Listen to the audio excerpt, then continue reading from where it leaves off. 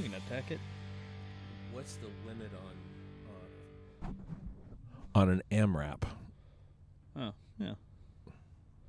Like, I guess probably start off by talking about what a structurally what's an AMRAP, when you might want to use it, and then what's the. Is it in Discord questions? No, it's Reddit. Let me see if I can figure out where I put it. Oh, no.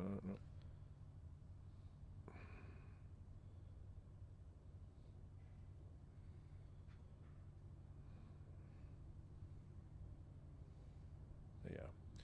Is there a cutoff range for AMRAPs?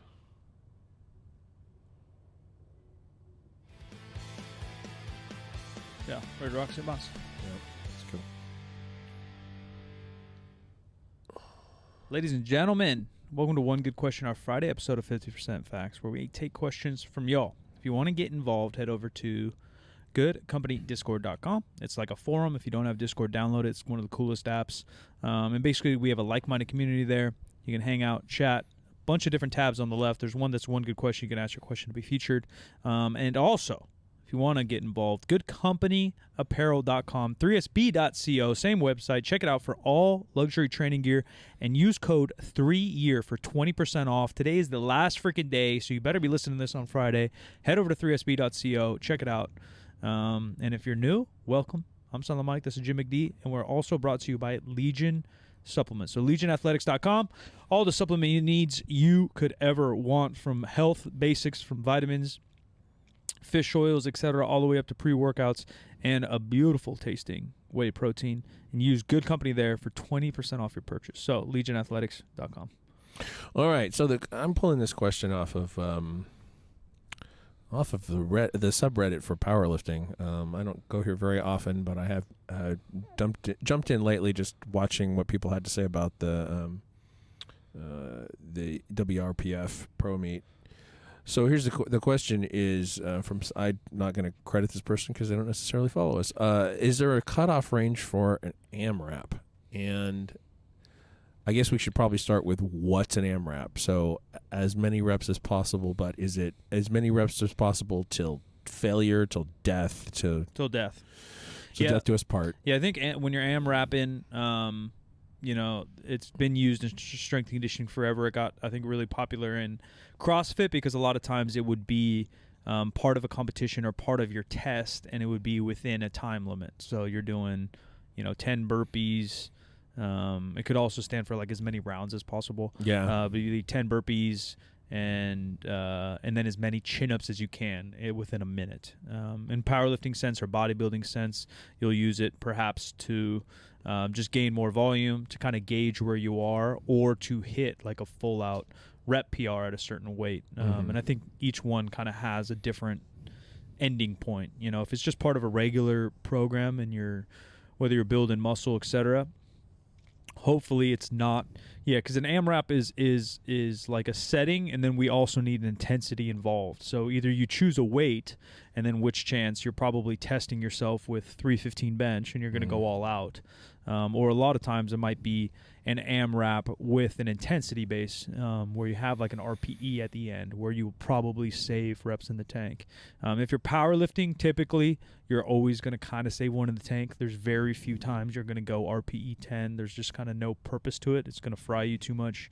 And then the chance of missing is just obviously up, and it's just not necessary. You can make all the progress you ever want hitting RPE 9s and 9.5s. Obviously, it's hard to gauge, so you can miss weights still. But similar goes with an AMRAP. You might work up to a percentage and hit an AMRAP. You might work up to a intensity and hit an AMRAP. If you're bodybuilding, I know, Renaissance Periodization, Mike and them use AMRAPs. Sometimes you'll do, and I do it a lot in my programming too. When we're trying to catch some volume or intensity, we'll do like 2 sets of 5, at 80%, and then we'll do 1 set of 5 AMRAP after that at the same load. And that's just kind of a way to get extra push, and then to make sure the intensity for hypertrophy is where we need at the end there. So that's kind of an AMRAP as a drop set. What you just... No, because the weight could be the same. It could be a straight set. It could be. Right, so say you're doing 2 by 5 at 80%, and, those end up being RPE 7s. Then the 1 by AMRAP at 80%, probably push to an RPE 8 or 9 just to catch that intensity. If the goal is hypertrophy, obviously intensity is going to be our main indicator, so we want to get close to failure. And if your strength, if your strength's a goal, probably less AMRAPs are needed. I think one of the questions is, like how many reps is too many reps? Yeah. And just like if strength's the goal, this might be controversial. I don't think so, but like you don't really, in my opinion, need to do anything over like 7-8 reps ever on a compound movement. And even if you're bodybuilding, you don't need to. I think there's uses for it for sure in other exercises like a curl. Doing a heavy set of 5 is probably just a lot on your joints. So you can curl, obviously higher reps. But doing compounds or bigger movements, the 5 to 8 rep range, you can build muscle sets of 3. You can build muscle all the way up to sets of 20, 30. But it's just kind of like what's going to cause the most fatigue. Doing a heavy-ass set of 30 is going to get you more sore and fuck up your training longer. And I find the same with compounds. Like, why would we need to deadlift a heavy-ass set of 9 when I can get the similar results by doing a set of 5 or 6, feel less beat up, be less sore, and be able to train again soon? So, a lot of AMRAP stuff makes more sense to me with CrossFit or conditioning in mind, or muscle endurance, depending, if you're like a regular athlete rather than a strength athlete. And we can catch some volume on different exercises. And it can be used for anything. It can be biceps all the way up to sprints. You're doing 10-yard sprints, as many rounds as possible within a certain amount of time or something. But, hopefully that's a very general guide. Yeah, I mean, basically it's an internal... It's a decision based on how everything's feeling in the moment, like what the weight is and what the reps are and how long you go. But there is a diminishing returns at some point. Yeah, it's kind of like everything with programming. Like, what's the intent behind it? Like, why do you need an AMRAP? And with conditioning, it's probably to test yourself, so you can do the same thing in 6 weeks and see if you get more rounds or more reps in. Right. With strength training, there's definitely some pieces you can use from it, but it's probably not something I would use a ton. Probably not the most critical thing. Yeah, it's just probably going to beat your ass up. All right. Ladies and gentlemen, new episodes every Wednesday and Friday. LegionAthletics.com. Use code GOODCOMPANY. 3-year code 3sb.co. Last day for that sale. 20% off all Good Company apparel. Appreciate you guys so much. Silent Mike, I'll catch you in the next one. I am at the Jim McDonald on all the social media. This show is 50% facts. What percent is a word and 50 is just numbers. 50% facts is a Spreaker Prime podcast in association with iHeartMedia on the Obscure Celebrity Network.